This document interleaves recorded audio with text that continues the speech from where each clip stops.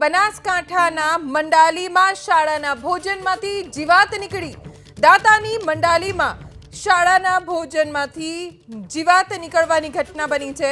મધ્યાહન ભોજનની ચણા દાળમાં જીવાત નીકળી શાળામાં ભૂલકાઓના આરોગ્ય સાથે ચેડા થતા જોવા મળ્યા।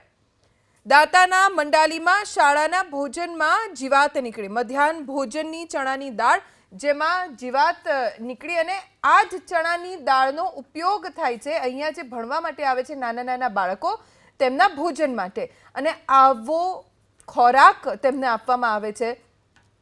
મધ્યાહન ભોજનમાં ચણાની દાળમાં નકરી જીવાત અને ધનેડા જ જોવા મળી રહ્યા છે અને આ જ ચણાની દાળનો ઉપયોગ થાય છે મધ્યાહન ભોજન આરોગતા વિદ્યાર્થીઓ માટે। આ દ્રશ્યો આપ જુઓ, જ્યારે આ ચણાની દાળ ધોઈ તો એમાં નકરી જીવાત અને ધનેડા જોવા મળી રહ્યા છે।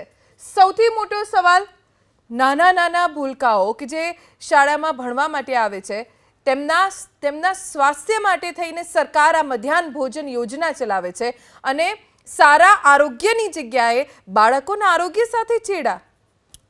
અમારા સંવાદદાતા રતન સાંગિયા પાસેથી જાણકારી પ્રાપ્ત કરીશું। રતન, આ ગંભીર બેદરકારી છે, કોણ જવાબદાર અને શું કાર્યવાહી અત્યારે થઈ છે આ મામલે? ચોક્કસથી વાત કરીએ, દાતા તાલુકાનો આંતરિયાળ વિસ્તાર છે, દાતા અને અમીરગઢ ટ્રાઇબલ એરિયાના ગરીબ માણસોના જે લોકો હોય છે એમના બાળકો ત્યાં મધ્યાહન ભોજનમાં આનું જે ભોજન લેતા હોય છે એ ભોજનની અંદર ગરીબ દાળમાં કંઈક જીવાત નીકળે, કંઈક ચોખામાં નીકળે છે। એટલે અનેક વાર જે ટ્રાઇબલ વિસ્તારની અંદર જે સરકાર દ્વારા જે જથ્થો આપવામાં આવે છે એ ચકાસણી કરીને જ આપવામાં હોય છે, તો બી છતાં આ બેદરકારી અત્યારે તો જે દાતા અને અંબાજીના જે વિસ્તારમાં જે આદિવાસી ભોળી પ્રજા છે, જે ગરીબ ઘરના પરિવારો છે, અત્યારે આ જે જીવાત વાળું બી ભોજન લેવાનો વારો આવે છે। અત્યારે તો